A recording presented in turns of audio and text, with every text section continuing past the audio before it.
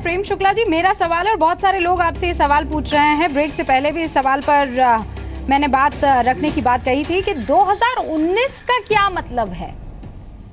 उत्तर प्रदेश के थ्रू आप मोदी के पॉलिटिकल विजन को क्लियर करने की कोशिश कर रहे हैं, उसे साधने की कोशिश कर रहे हैं योगी जी?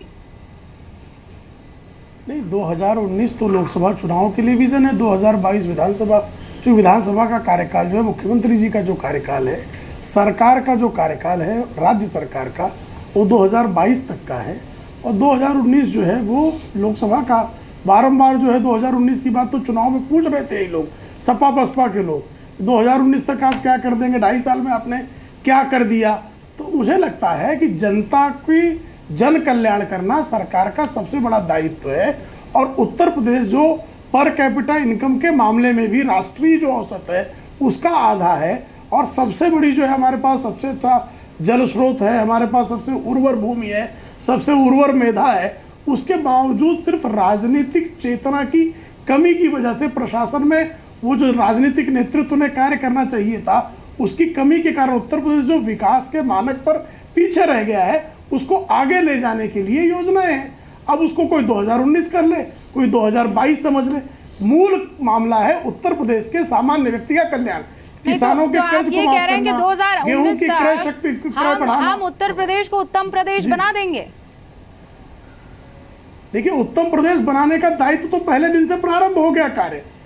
अब वो जो है डेडलाइन 5 वर्षों का कार्यकाल आपने जो विधानसभा में दिया है उस अवधि में, और आपने जो लोकसभा के 2019 तक काम दिया है, तो हमारे सांसद जो कार्य कर पा रहे हैं, केंद्र सरकार जो काम करी, जो योजनाएं राज्य सरकार की बाधाओं के कारण नीचे नहीं उतर पा रही थी, जो नीचे उतर नहीं पा रही थी, उन योजनाओं को नीचे उतारना जो है।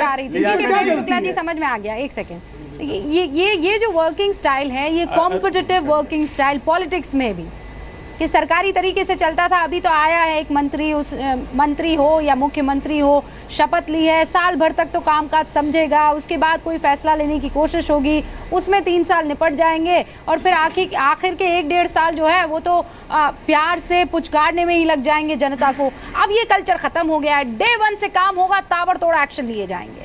ये लोग आप क्यों नहीं कर पाए? बिल्कुल रूबिका जी, देखिए, एक बड़ी कहावत है पुरानी, हिंदुस्तान की पूत के पांव पालने में दिख जाते हैं। अभी आपने कहा कि ये अखिलेश यादव के राशन कार्ड पर फोटो लगे हुए थे और वो 3.5-4 करोड़ राशन कार्ड योगी जी की सरकार वापस कर रही है। सिर्फ राशन कार्ड वापस नहीं कर रही रूबिका जी, 1 अप्रैल से उन राशन कार्डों पर गरीब परिवारों को मिलने वाली शक्कर योगी सरकार ने बंद कर दी है।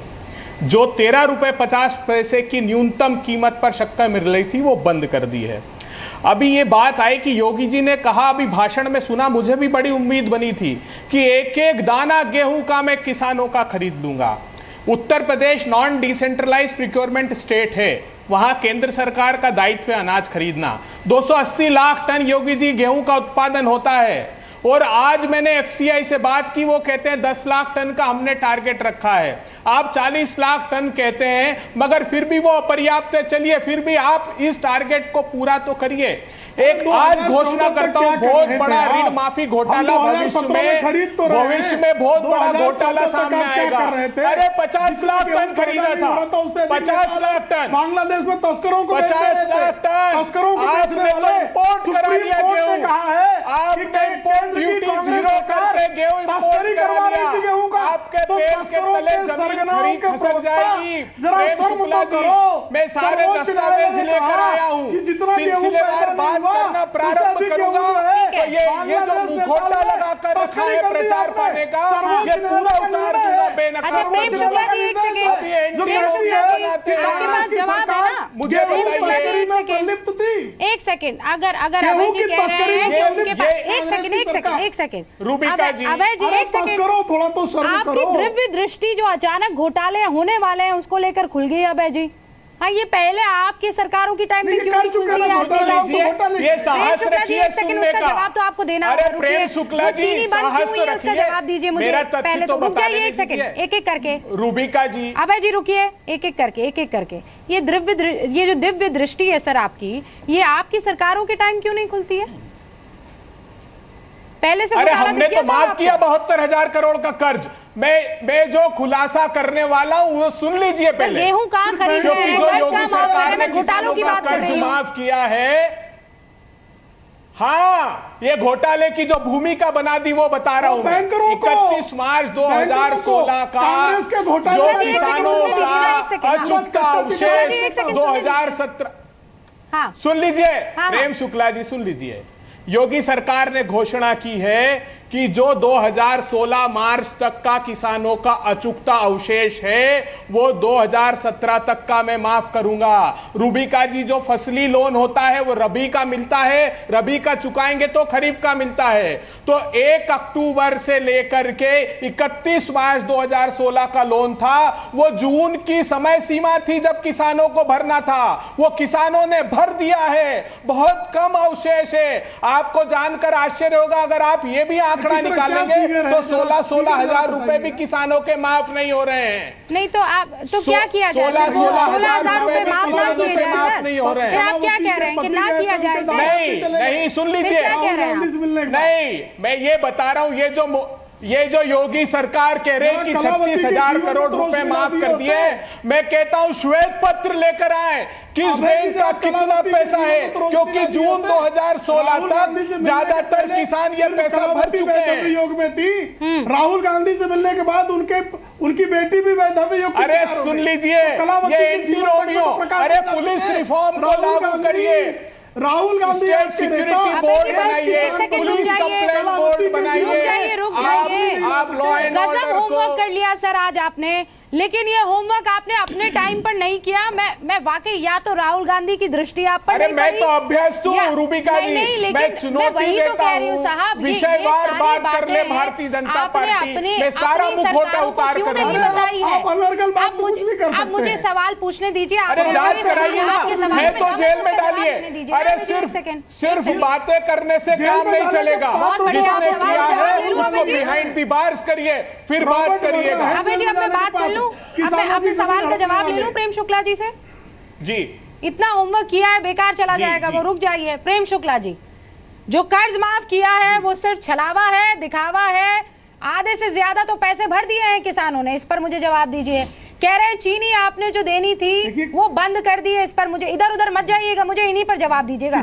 प्रेम शुक्ला, किसी की कोई चीनी नहीं बंद हुई है और हर किसी को चीनी पहुंचेगी और कर्ज किसानों का माफ हो, किसान प्रसन्न। मैं चुनौती देता हूं प्रेम शुक्ला जी, करने वाले मैं अपने किसानों पद से को जो इस्तीफा पूरी दे दूंगा तरह से अगर 1 अप्रैल से चुनौती। उत्तर प्रदेश की आपके पद की वैसे भी कोई वैल्यू नहीं है, होगी तो आपके पद की वैसे भी कोई कांग्रेस में वैल्यू नहीं। अरे आपकी आप सर ये क्या पर्सनल अटैक्स? प्रेम शुक्ला जी सत्ता के अहंकार में आप नहीं, मत ये गलत बात है सर, ये गलत बात है। आप लोग आपस में दोस्त हैं, मस्ती मजाक करना चाहते हैं वो कर सकते हैं, लेकिन डिबेट पे ये सब नहीं चलेगा। Prem Shukla ji, I am sorry, आप तथ्यों पर मैं कुछ नहीं कर रहा, वो करे मैं माफ कर, नहीं, आप वो तथ्यों कह रहे पर बात हैं मैं कीजिए। इस्तीफा दे दूंगा। आप कर्ज के पे जो मैं सवाल तथ्यों पर ही पूछा बात जा कर रहा रहा है उस हूं, पर जवाब दीजिए। मैं तथ्यों पर ही बात कर रहा हूँ। सारे गरीबों को अरे ये ऑर्डर की कॉपी है मेरे पास जो आपने बंद किया है, कर दीजिए। दूसरी, अरे यार फिर परेशान हो रहे हैं आप, कहां से इंटरनेट पे चले जाते हो, कुछ भी निकाल लाते हो, छोड़ दीजिए। अरे मिनिस्ट्री से लिया है भाई, सूचना के अधिकार में लिया है। किसी गरीब जिसको चीनी की आवश्यकता है उससे जरा पूछिए, जिसको चीनी प्राप्त हो मैं रही है। आगे बढ़ रही हूँ, मैं आगे बढ़ रही हूँ। अभय दुबे जी, जमीन पे जरा अभय दुबे जी, अभी राशिद अल्वी साहब का बयान हमारे जो रिपोर्टर है वो लेकर आए हैं। उन्होंने कहा 1 लाख जो कर्ज लिया है उन्हीं किसानों को क्यों कर्ज माफ किया गया है। तो बयान देने से पहले एक आध फोन आप कर देते और ये जो आपने अभ्यास किया है ये उनको बता देते। नहीं, रूबिका जी, तो उनके बयान में जो है थोड़ा दम आ जाता। रूबिका जी, रामदत्त त्रिपाठी जी, अभय जी एक सेकंड, अब मुझे इस पर थोड़ा सा देखिए सर, आपने आरोप लगाया है तो 10 सेकंड दे दीजिए, उसको एक ग्राउंड चाहिए ना सर, रुक जाइए। 10 सेकंड ठीक है, जल्दी से बोलिए आप। मैं तो शुभकामनाएं प्रेषित करता हूं, अगर सचमुच में अच्छा काम करेंगे तो मैं हृदय से, क्योंकि किसानों के लिए बहुत काम किया है, मैं किसान हूं, मैं प्रसन्न था, सचमुच कह रहा हूं। अगर ये सही मायने में प्रिक्योर कर ले गेहूं, अगर ये गन्ने की कीमत सचमुच दिला दे और ये कर्ज की माफी का सिर्फ टर्म लोन भी माफ करे, सिर्फ क्रॉप लोन नहीं, तो मैं खुद स्वागत करने हार पहनाने कांग्रेस कर नहीं सकते। बहुत बढ़िया सर, अच्छा, ठीक है, आपको अपेक्षा हमसे ठीक है सर। सर सामने वाला ये भरोसा तो दिला रहा है, तो इंतजार कीजिए ना, 2.5 हफ्ते में आप चाहते हैं कि चमत्कार हो जाए, सबका सब जो है बदल जाए, वो सारी तस्वीर चमचमाती हुई नजर आए, टिमटिमाती, ऐसा तो होगा नहीं सर, रुक जाइए। अगर वादे किए हैं, दावे किए हैं, तो उसको पूरा होने में टाइम तो लगेगा। रामदत्त त्रिपाठी जी, ये जो बातें अभय दुबे साहब कह रहे हैं, इसमें कितनी हकीकत है, कितना लॉजिक आपको नजर आ रहा है, या आप अभी भी इंतजार करेंगे जब तक बजट नहीं आ जाता है? देखिए, काफ़ी कुछ थोड़ा कन्फ्यूजन तो है कि भाई उसमें कितना माफ़ होगा, केवल 1 साल का होगा, या जो पिछला बकाया है वो भी होगा। तो अभी जो वित्त मंत्री जी हैं राजेश अग्रवाल जी, उनका कहना है कि ये सारी डिटेल चीज़ें हम लेके विधानसभा में आएंगे, और मुझे लगता है विधानसभा में विपक्ष को ये अवसर होगा कि वो उस पर अपनी आपत्तियां उठाएं या उस पर और भी रिलीफ की मांग करें।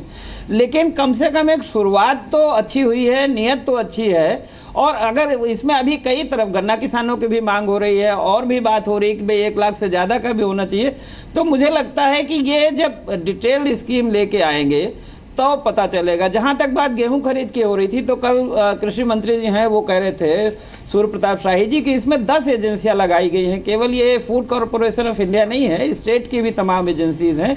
तो देखिए, इन घोषणाओं का असली पता तभी पड़ेगा कि जब जमीन में हकीकत क्या होती है। कि कई बार क्या होता है कि कांटा वहाँ लग जाता है गाँव में, खरीद नहीं होती है, या खरीद होती है तो पैसा नहीं मिलता है। तो मुझे लगता है कि ये सब व्यावहारिक चीज़ें, अभी तो सब घोषणाएं हो रही हैं, नए नए स्वागत हो रहा है। लेकिन एक बात जो आपने उठाई थी 2019 वाली, वो काफ़ी महत्वपूर्ण है, और ये जरूर लग रहा है कि काफ़ी प्रेशर में है योगी जी। उन्होंने खुद कहा कि मुझे 2019 का रिजल्ट देना है। तो चुनाव अच्छी बात है, रिजल्ट भी देना अच्छी बात है, लेकिन उसके लिए जो अगर सामाजिक शांति नहीं रहेगी, कुछ चिंताजनक बातें हो रही हैं, जो एक वर्ग विशेष के खिलाफ जो माहौल बनाया जा रहा है। ठीक है सर, मैं इस पर थोड़ा डिटेल में आपसे बात करना चाहूंगी। पोलराइजेशन का, कम्युनल पोलराइजेशन का, इस मसले पर आपसे डिटेल में थोड़ा बात करना चाहूंगी।